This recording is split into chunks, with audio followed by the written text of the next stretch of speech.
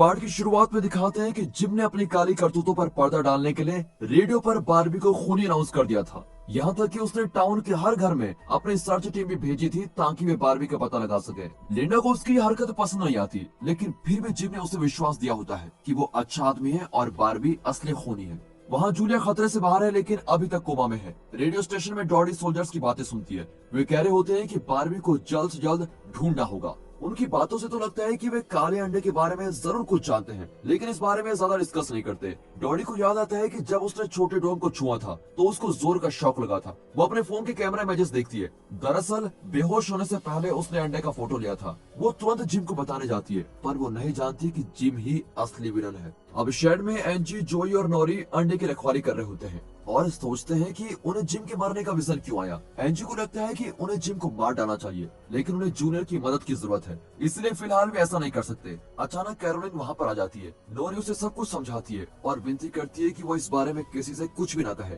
Caroline भी जानती है कि जिम का कोई भरोसा नहीं है, इसलिए वो उनकी मदद करने को तैयार हो जाती है। इसी बीच जूनियर अपने पिता के पास पहुंचता है और उसको ठीक ठाक देखकर बहुत ही खुश होता है। जिम की मौत का विजन देखकर वो बहुत घबरा गया था। जिम उससे कहता है तुम जूलिया का ख्याल रखो और बारबी को उसके पास भी भटकने मत देना। वो आगे कहता है कि जैसे जूलिया होश में आ जाए मुझे तुरंत खबर कर देना। जिम नहीं चाहता कि जूलिया होश में आकर लोगों को बता दे कि बारबी निर्दोष है। इतने में डॉडी आकर जिम को सोल्जर्स की बातें बताती है जो उसने रेडियो पर सुनी थी। अब दोनों रेडियो स्टेशन जाकर उसकी रिकॉर्डिंग सुनते हैं। जिम को भी उस अंडे के बारे में पता चल गया है और ये भी कि वो अंडा जोई के शेड में है। लेकिन तभी रिकॉर्डिंग में सोल्जर्स कह रहे होते हैं कि जिम ने न्यूक्लियर अटैक के बाद पेस्ट्रो को मार डाला था। और ये सुनकर डॉडी शॉक हो जाती है और घबराकर पूछती है आपने और कितने लोगों का खून किया है। अब जिम अपना सारा जुर्म डॉडी के सामने कबूल कर लेता है, लेकिन उसके तुरंत बाद ही वो डॉडी का भी खून करके स्टेशन को आग लगा देता है। लिंडा और फिल को भी इस बारे में पता चल जाता है और वे सोचते हैं कि बारबी ने डॉडी का खून करके स्टेशन को जला दिया होगा, क्योंकि डॉडी ने अपने ब्रॉडकास्ट में बारबी को खूनी बताया था। अब बारबी एंजी से मिलता है और बताता है कि जूलिया की जान खतरे में है। जिम ने फिलहाल उन सबको खत्म कर दिया है जो उसके इलीगल बिजनेस और कत्लों के बारे में जानते थे। सिर्फ जूलिया बची है और उसके होश में आते ही जिम का खुलासा भी हो जाएगा, इसलिए बारबी को जूलिया की सुरक्षा करनी पड़ेगी। अब एंजी उसकी मदद करती है और हॉस्पिटल के पिछले दरवाजे से बारबी को अंदर लेके जाती है। फिर वो जूनियर को डिस्ट्रैक्ट करने की कोशिश करती है ताकि बारबी जूलिया को बाहर एम्बुलेंस तक लेके जाए। जूनियर को जब पता चलता है तो वो तुरंत लिंडा को इन्फॉर्म करता है। एंजी एम्बुलेंस चलाती है और बारबी पुलिस को डिस्ट्रैक्ट कर रहा होता है। इस तरह एंजी जूलिया को वहाँ से दूर लेके जाती है। इतना ही नहीं, उसने कहीं से एक पुलिस रेडियो भी उठा लिया होता है, जिससे उसको पता चल जाता है कि पुलिस उनको कहाँ कहाँ ढूंढ रही है। लिंडा और फिल बारबी को पकड़ लेते हैं और फिर उसको मार गिराता है। इस तरह बारबी अरेस्ट हो जाता है। अब नोरी और जोए अंडे को जिम से बचाना चाहते हैं, इसलिए वे उसे बैन के घर में लेके आते हैं, क्योंकि जिम की टीम यहाँ ऑलरेडी सर्च कर चुकी है। बैन अंडे को अपने कमरे में रख लेता है।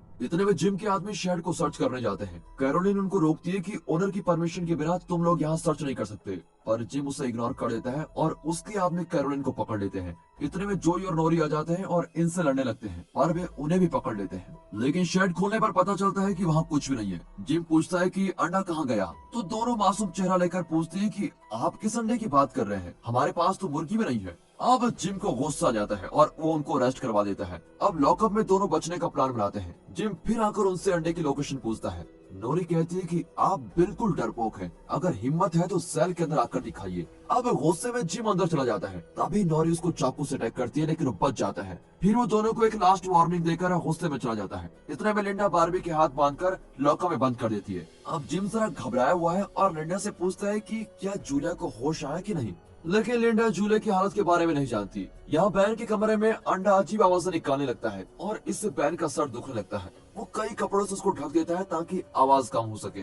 अगले सीन में दिखाते हैं कि जिम बारबी को धमकाता है कि मेरे किए हुए सारे कत्ल तुम अपने सर ले लो, वरना जोई, नोरी और जूलिया को जिंदा नहीं छोड़ूंगा। अब और कोई रास्ता न पाकर बारबी को उसकी बात माननी पड़ती है। इस वजह से जोई और नोरी को छोड़ दिया जाता है। बारबी लिंडा से कहता है कि तुम उन दोनों को फॉलो करो, क्योंकि वे सीधे अंडे को देखने जाएंगे। फिर जूनियर अपने पिता से मिलता है और पूछता है आप मुझसे क्या छुपा रहे हैं और आप सबसे पहले जूलिया से बात क्यों करना चाहते हैं। जिम फिर झूठ कह देता है कि बारबी सरेंडर हो गया है और स्टेटमेंट भी दे चुका है कि उसने सारे कत्ल किए हैं और मैं तो सिर्फ जूलिया की सुरक्षा करना चाहता हूँ। एक बार फिर जूनियर को उस पर विश्वास हो ही जाता है।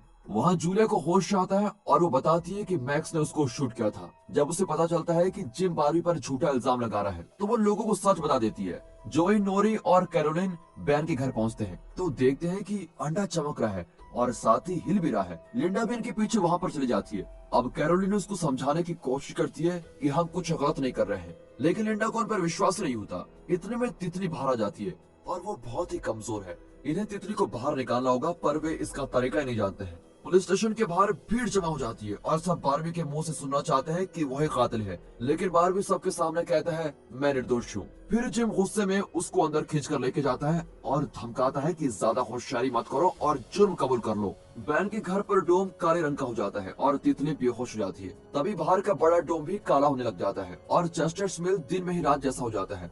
सभी घबराकर प्रार्थना करने लगते हैं। अब लिंडा को इन बच्चों पर विश्वास नहीं होता और वो खुद छोटे डोम को टच करती है, लेकिन उसको जोर का शौक लगता है और वो दीवार पर जाकर गिरती है। मौका पाकर वे अंडा लेकर भाग जाते हैं और जूनियर भी वहाँ आकर उनकी मदद करता है। इसी बीच जूलिया पुलिस स्टेशन जाती है, जहाँ इस वक्त कोई नहीं है। वो बारबी को छुड़ा देती है और फिर उनको रोकने की कोशिश करता है, लेकिन बारबी उसको भी मार गिराता है। तभी जोयू ने पुलिस रेडियो पर कांटेक्ट करता है और एक सीक्रेट जगह पर बुलाता है, जिसके बारे में एंजी जानती है।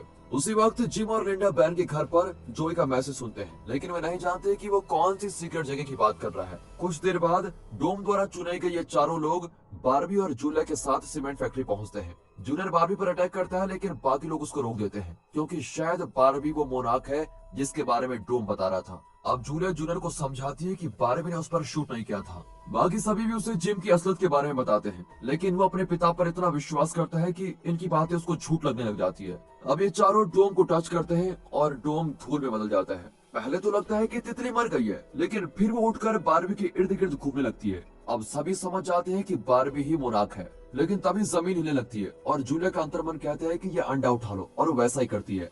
अब जमीन का हिलना रुक जाता है और तितली अंडे पर बैठ जाती है, मतलब जूलिया ही मोनार्क है। दूसरी ओर जिम पूरे टाउन के सामने अपनी पावर दिखाना चाहता है और लोगों को इंसाफ दिलाने के बहाने सबके सामने बारबी को फांसी की सजा देना चाहता है। वो फिल और दूसरे लोगों को इसकी तैयारी करने को कहता है। लिंडा जोई और दूसरों की तलाश में उसके शेड में जाती है और सीलिंग पर बनाए हुए स्टार्स और कॉन्स्टलेशन की ड्राइंग को देखती है। वो तुरंत जिम को इन्फॉर्म करती है कि यहाँ दीवार पर लिखा है the pink stars are falling. अब ये वाक्य सुनकर जिम बड़ा ही चौंक जाता है, क्योंकि कई साल पहले जब उसकी पत्नी जिंदा थी वो यही वाक्य बार बार कहती रहती थी। अब जिम लिंडा को अपने घर पर लेके आता है और अपनी पत्नी की एक पेंटिंग दिखाता है। उसमें काले अंडे पर पिंक स्टार गिर रहे होते हैं और ऐसा लगता है कि बाकी लोगों से ज्यादा जिम और जूनियर इस डोम से कनेक्टेड है। सीमेंट फैक्ट्री में जूनियर कहता है कि हमें इस अंडे को मेरे पिता के पास ले जाना चाहिए, लेकिन वो नहीं जानता कि जिम इसे डिस्ट्रॉय कर देगा। जब सभी उसका विरोध करते हैं तो वो उन्हें गन दिखाकर डराने की कोशिश करता है। इतने में बारबी उसको पकड़ लेता है और मौका पाकर बाकी लोग भाग जाते हैं।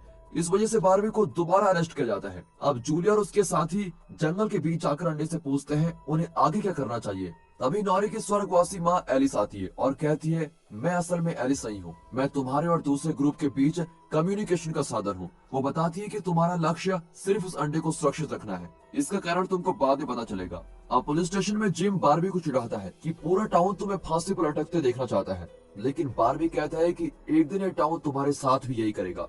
इसी बीच जूलिया और उसके साथी रेस्टोरेंट में छुप जाते हैं। तभी रेडियो पर जिम उनसे कहता है कि अंडा मुझे दे दो और बारबी की जान बचा लो। इसके बाद जूनियर एक बार फिर जिम से पूछता है कि कुछ लोग कह रहे हैं कि आपने सारे कत्ल किए हैं, क्या ये सच है?